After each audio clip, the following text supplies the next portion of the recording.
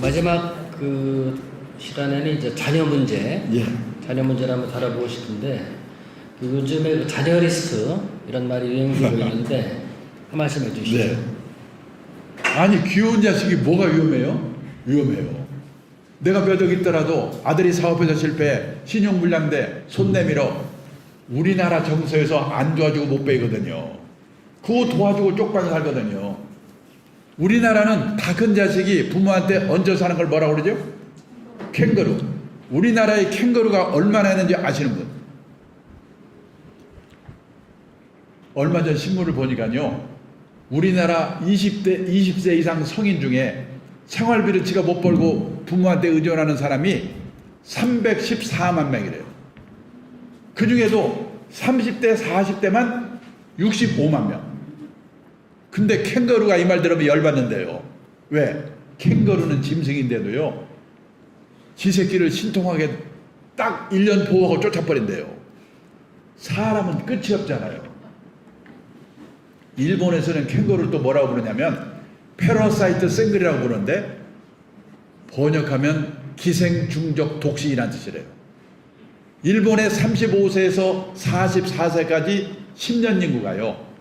1895만 명인데 그 중에서 결혼 안 하고 부모한테 얹혀 사는 기생중적 독신이 295만 명이랍니다. 부모가 돌아가시면 어떤 일이 생기냐? 직업 있는 친구는 그나마 괜찮은데 없는 친구들이 더 많거든요. 부모 사망 신고 안 오고 몰래 연금 다 먹거나 아니면 극빈자로 전락한다는 거예요. 영국에서는 키퍼스, 부모의 노후 자금을 갉아먹는 자녀들 몇 억 있어봤자 여기에 걸려버리면 아무 의미가 없다는 거예요. 조심하셔야 돼요. 그 세계에서 자녀 관련 비용 예. 가장 많이 쓰는 나라가 이제 우리나라 같은 느낌이 되는데 네. 통계를 설명을 해주시죠.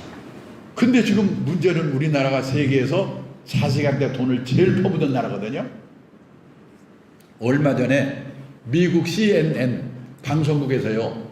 미국의 투자은행이 조사한 걸 발표했는데 세계 주요국에 애들 0세에서 18세 고등학교 졸업할 때까지 양육비잖아요. 양육비.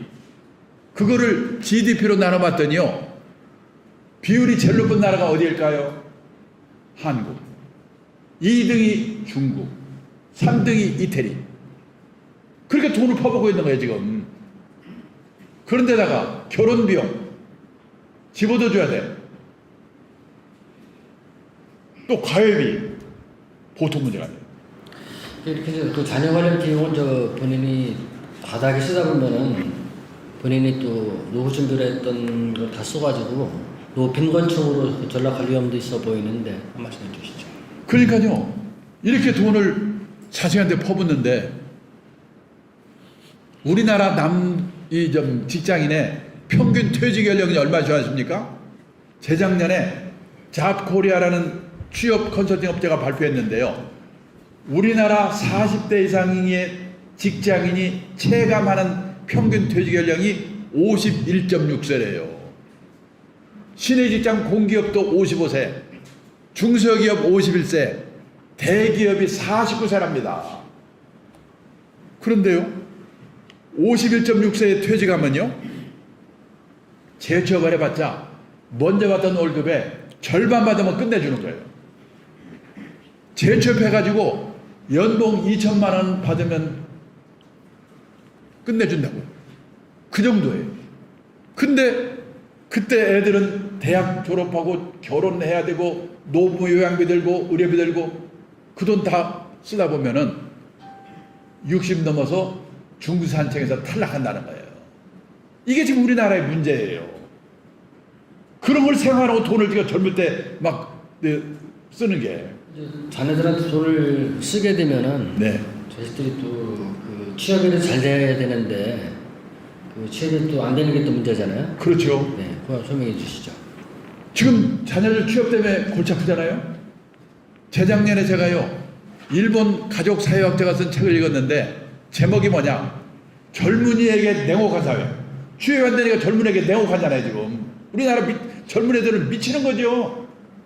근데 자녀를 과보호하는 부모, 이게 문제예요. 사회는 냉혹한데 애들은 씩씩하게 키우지 않고 과보호한 게 문제란 말이에요. 일본은 보세요. 작년 3월에 졸업한 애 취업률이 96%. 일본은 지금 구인난이라고 그러거든요. 우리나라 대학생들이 일본으로 취직하다고 한다고 난리잖아요. 근데 보세요. 우리나라는 작년 2월 졸업자 취업률이 67%인데 여기에 군대 간 애들, 대학 간 애들 포함되어 있거든요. 빼버리면요 50%대로 떨어질 거예요. 둘 중에 하나가 취직이 안 되는데 밥 좀 먹고 옷 좀 잘 입는 게 뭐가 중요합니까? 본인들 입장에서는 미치는 거지요. 이게 현실이에요. 선생님도 젊은 시절에 또 저 기업체 사장이나 회장도 하셨었는데 네. 그 기업체에서 인재를 뽑는 기준 네. 이게 이제 과거와는 좀 많이 패러다임이 바뀐 것 같은데 네. 거기서 한 말씀 해주시죠. 네. 근데요, 어렵게라도 취업률 50%밖에 안 되지만 취직만 하면 만수무강인가? 아니에요. 여기 경희대학교 신동경 교수가 발표한 건데 남자가 주 직장에서 45세까지 근무할 확률 60대도 아닙니다.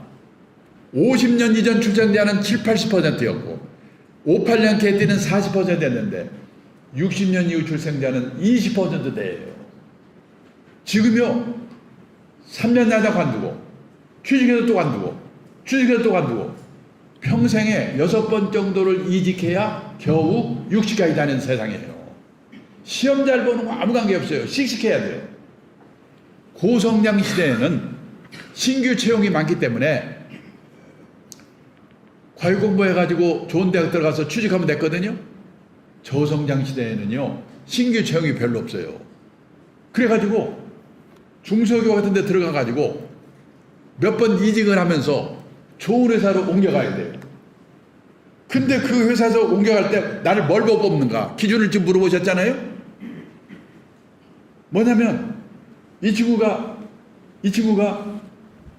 우리가 시키려고 하는 일을 잘하는가 못하는가? 전문성을 먼저 보는 거예요. 둘째, 평판.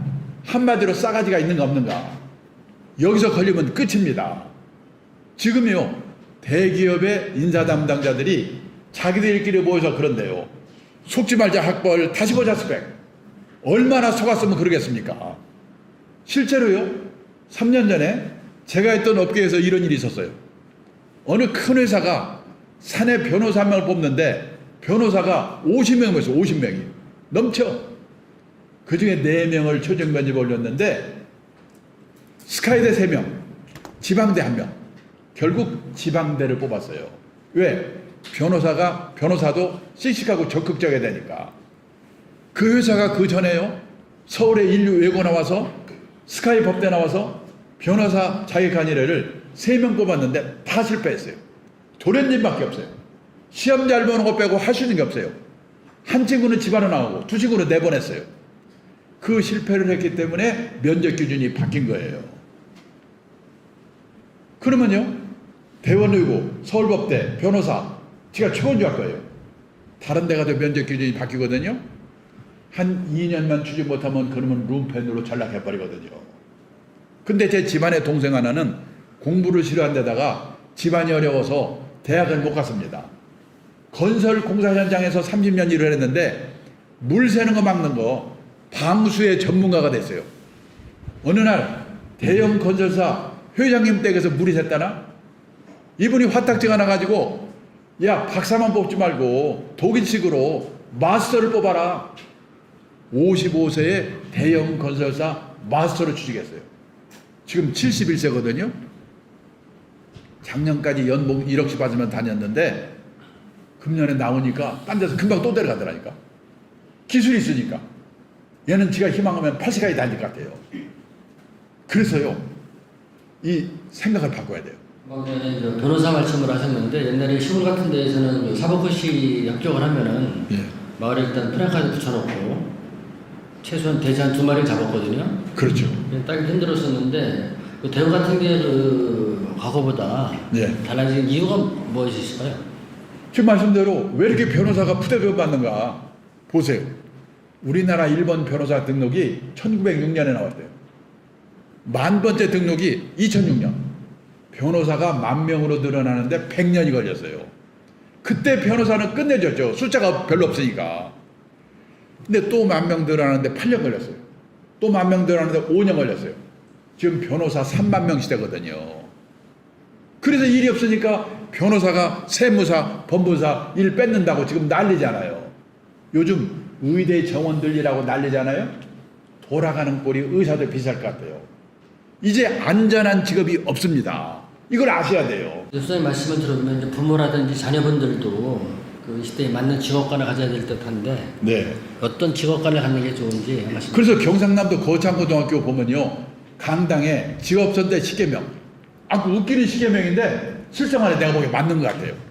1번 월급만 준데 가지 마라.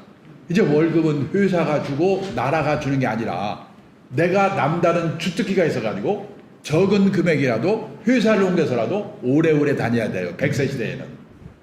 남들이 몰려가는데 절대 가지 마라. 재벌그룹 입사 경쟁률 300대 1, 400대 1 그난리 치는데 그 재벌그룹에서 요즘 있잖아요. 40대 후반에 명퇴하고 난리잖아요 지금.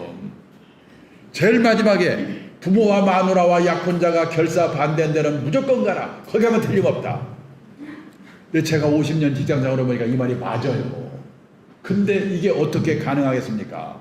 부모 자식이 소신이 있어야지. 그다음에는 이제 요새 중산층에 대한 기준 예. 이런 것들이 이제 나오고 있는데 선진국과 비교를 해서 우리가 어떻게 다른지 한번 말씀해 주시죠. 그래서 우리가요 남의 눈을 의식하지 말고 중산층에 대해서도 생각을 다시 봐야 되는데 우리가 중산층이 되려고 애를 쓰지요. 우리나라 중산층 기준 다 남의 눈에 보이는 거. 아파트 30평 이상. 아파트의 평수가 신분의 상징입니다. 근데 지금 미국, 일본 선진국에서는요 작은 집 갖기 운동, 스몰 하우스 운동이 벌어지고 있어요. 자동차 2,000cc 이상 신분의 상징이죠. 선진국에서는 갑자기 큰 차 타면 둘 중에 하나, 깡패 아니면 졸부래요. 미국의 중산층 기준 보세요. 그 사람이 내면으로 성숙된 사람인가, 이게 기준이에요. 자신의 주장에 떳떳할 것, 페어플레이를 할 것, 사회적 약자를 도울 것, 부정과 불법에 저항하는 용기가 있을 것, 그리고 정기적으로 비평자나 저도 받아볼 것. 이 기준에 의하면 우리나라의 중산층이 몇 명이나 있겠습니까? 마지막으로는 가장 중요한 문제 같은데 이게 지금 오신 분들이 학부모도 계실 것 같은데 우리가 자녀들한테 국영수 맨날 국영수만 얘기를 하잖아요. 네. 그거 이외에 더 중요한 게 있다고 저는 보는 게 있는데 네. 마지막으로 그거에 대해서 말씀해 주시죠. 그렇죠. 우리가요 애들한테 영어 수학 말고 가르친 게 있는가? 돈 관리를 가르쳤는가? 경제적 자립을 가르쳤는가? 근데 막말로 영어 수학은 못해도 밥 먹고 살거든요. 근데 돈 관리, 경제적 자립 이거 모르면 평생 고생하거든요. 제가 얼마 전에 책을 쓰면서 조사해 봤는데요. 미국의 고등학교 교과서에는 이 돈 관리, 경제적 자립 이 내용이 40몇 페이지 나오더라고요. 우리는 몇 페이지 되지도 않는데 선택을 안 해. 수능에서 경제 선택원회가 1.5% 배우질 않으니까 대학을 졸업해도 저축이라는 말하고 투자라는 말이 어떻게 다른지 알고 계십니까? 미국에서는 중학교만 졸업하면 아는데 학교에서 가르치지 않으면 부모라도 가르쳐야죠. 그래서 애도 망쳐먹지 않고 아낀 돈으로 자기 노후 대비를 해야 된다는 겁니다.